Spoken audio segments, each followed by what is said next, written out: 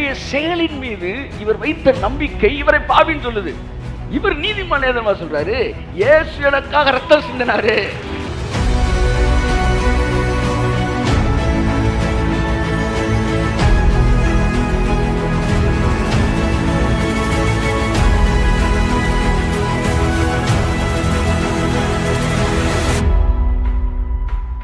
வாசிப்போம். ஒரே ஒரு வசனம், என் வாழ்க்கையை கிருபைகளை கொண்டு வந்து பெரிய பங்கு வகித்த வசனம் வந்து கொலோசியர் 1ஆம் அதிகாரம்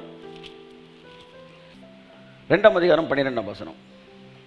ஞானஸ்நானத்திலே அவரோட கூட அடக்கம் பண்ணப்பட்டவர்களாகவும் அதிலே அவரை மரித்தோரிலிருந்து எழுப்பின தேவனுடைய செயலின் மேலுள்ள விசுவாசத்தினாலே, எல்லாம் எங்க அண்டர்லைன் பண்ணோம், தேவனுடைய செயலின் மேலுள்ள விசுவாசத்தினாலே அவரோடு கூட எழுந்தவர்களாகவும் இருக்கிறீர்கள். நீங்க எது மேல விசுவாசம் வைக்கணுமா? தயவுசெய்து சொல்லுங்க, எது மேல நீங்க விசுவாசம் வைக்கணும்?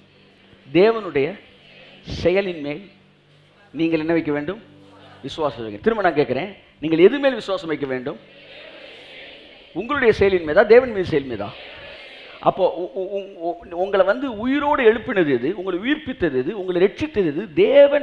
தேவன் வாசிமா, தேவனுடைய செயலின் மேல் உள்ள விசுவாசம். அதுதான் உங்கள் நீதிமானாய் மாற்றுகிறது. நான் உங்களுக்கு ஒன்று சொல்றேன். இப்போ ஒருத்தன் பாவின்னு சொல்றான். இப்போ இவரை கூப்பிட்டு கேட்குற, இவர் வந்து சொல்ற, நான் ஒரு பாவின்றார். யாரு? பாவி. இப்போ ராஜ்குமார் இருக்கிறாரு, இவர் வந்து என்ன சொல்ற, இவர் ஒரு நீதிமான்றார்.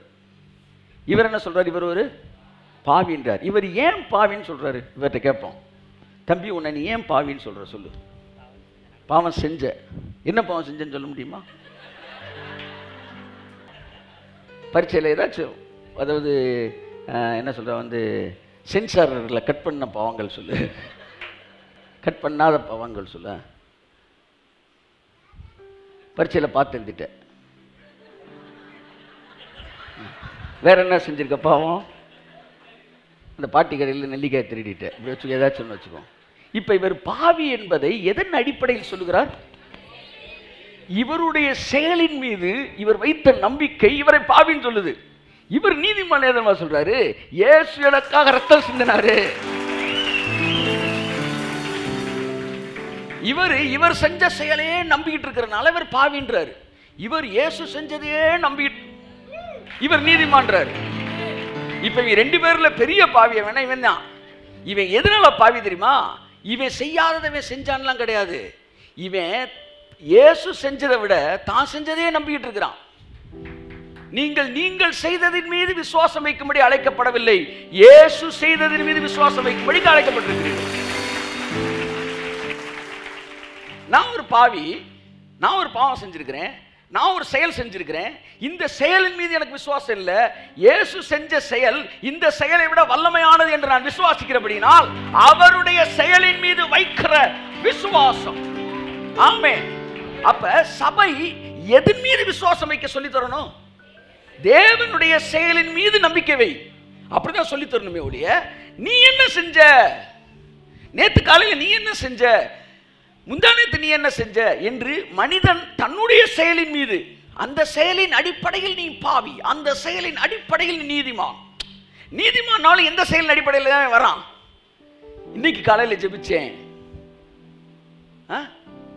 பாருங்களேன், ஜெபிச்சேன் நீதிமான்றான். ஜெபம் என்பது உங்களுக்கு நீதிமானாக்குதா இல்ல பாவத்தை கழுவுதா? அப்படியே வச்சுக்காங்க. அப்ப இவனை வந்து கழுவுற வேலையத்தான் சொல்லியிருக்கானே ஒழிய நீதிக்கு எதுவான காரியம் என்ன செஞ்சிருக்காங்க சொல்ல சொல்லுங்க. பாவி ஆகிறதுக்கு ஒரு ஆக்ட் பண்றான் இல்லைங்க, ஒரு ஆக்ட் வந்து உங்களை என்ன செய்யுது? பாவியாக்குது. ஜெபம் வந்து பாவத்தை கழுவு. இப்ப நான் அதை கேட்கல, நீதிமான ஆகிறதுக்கு ஒரு ஆக்ட் சொல்லு. ஒட்டுமொத்த கிறிஸ்தவத்தையும் பாவமும் பாவத்துக்கான கழுவுதல், இந்த ரெண்டு ஆக்ட் தான் நடந்துகிட்டு இருக்கு. நீதிமான் ஆகிறதுக்கான ஆக்ட்னு ஒன்ன சபை செய்யவே இல்லை. அந்த ஆக்ட் என்னன்னா, இயேசு சிலுவையிலே செய்தத அந்த செயலின் மீது வைக்கிற விசுவாசமே நீதிமானாகிறதுக்கான ஆக்ட். பாவத்துக்கான ஆக்ட், அதை கழுவுறதுக்கான ஆக்ட், இது ரெண்டே தான் பேசிட்டு இருக்கிறாங்க. நீதிமானுக்கான ஆக்ட் என்னன்னா அவருடைய செயலின் மீது வைக்கிற விசுவாசம்.